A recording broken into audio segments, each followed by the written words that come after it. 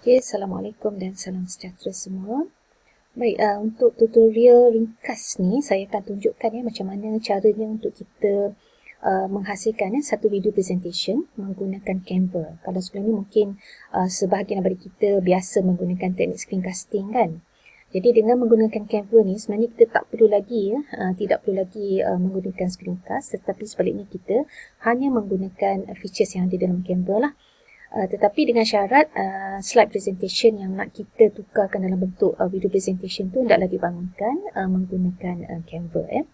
Jadi untuk tutorial ni saya tak akan tunjuklah macam mana kita nak menghasilkan slide menggunakan Canva, tapi terus kepada bagaimana kita nak menggunakan ataupun menghasilkan video presentation. So let's say saya masuk ke saya punya ni dan saya pilih salah satu daripada slide yang saya nak terangkan. Alright, so let's say saya nak go through, saya nak explain tentang qualitative data analysis, di mana saya akan go through lah slide-slide yang saya ada ni tentang macam mana kita nak gunakan NVivo dan sebagainya. Right, so ni sebagai contoh lah. Okay, so macam mana kita nak mula, macam mana kita nak menghasilkan video tersebut. Caranya ialah kita, setelah kita dah pilih slide mana yang kita nak buat presentation, pergi kepada button yang ada 3 titik ni, klik di situ dan ambil present and record present and record. Kemudian go to recording studio. So di sini kita akan nampaklah terus pada video, since ada green screen kat belakang, so nampak green screen saya lah ya. Okay, so macam kat sini kita boleh pilih kamera mana yang kita nak gunakan. Macam sekarang saya menggunakan Logitech, so saya just stay dengan kamera tersebut. Dan perhatikan dia ada macam blipping kat sini kan. So maksudnya itu menunjukkan bahawa mikrofon yang saya gunakan ni, mikrofon ringkas ni memang function lah. Maksudnya boleh detect suara kita. So untuk kita start recording, pastikan slide kita ni berada pada slide yang pertama lah ya. Right, dan kita klik pada start recording dan akan ada countdown 3, 2, 1 dan selepas itu baru kita boleh mula bercakap. Right. So saya akan tekan pada start recording sekarang.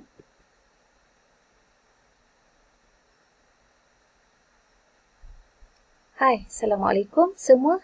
Berjumpa kembali dengan Dr. Fariza.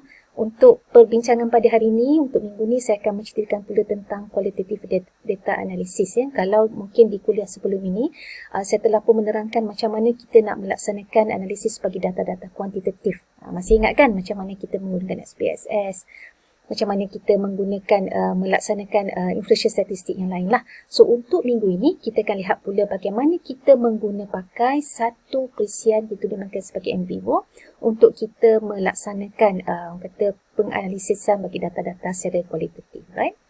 So jadi ini sebahagian daripada perbincangan yang saya rasa memang kita semua dah maklum di awal kelas kita telah pun membincangkan perbezaan ataupun paradigm serta epistemological aspect yang melibatkan kuantitatif as well as kualitatif ya. So ada perbezaan yang ketara lah antara kedua-duanya. Dan kalau kita lihat dalam qualitative data generation, kita ada beberapa kaedah lah. Ini antara yang biasa kita gunakan, iaitu melibatkan interview ataupun temu bual, observation, sama ada overt ataupun covert dan sebagainya. We also have document analysis as well as focus group discussion, right? So, okay, so let's say kita teruslah menerangkan daripada satu slide ke satu slide yang lain ya, sehinggalah habis dan mungkin kita boleh orang kata tu go through lah sehingga selesai. Dan apabila kita telah selesai dengan pembentangan, so kita boleh klik pada end recording. Alright, so tunggu sekejap sehingga dia upload kita punya recording kat sini. Okay, dan kita dapati dia akan maklumkan pada kita your recording link is ready. Maksudnya kita ada beberapa alternatif kat sini ya rakan-rakan, di mana kita boleh just copy link.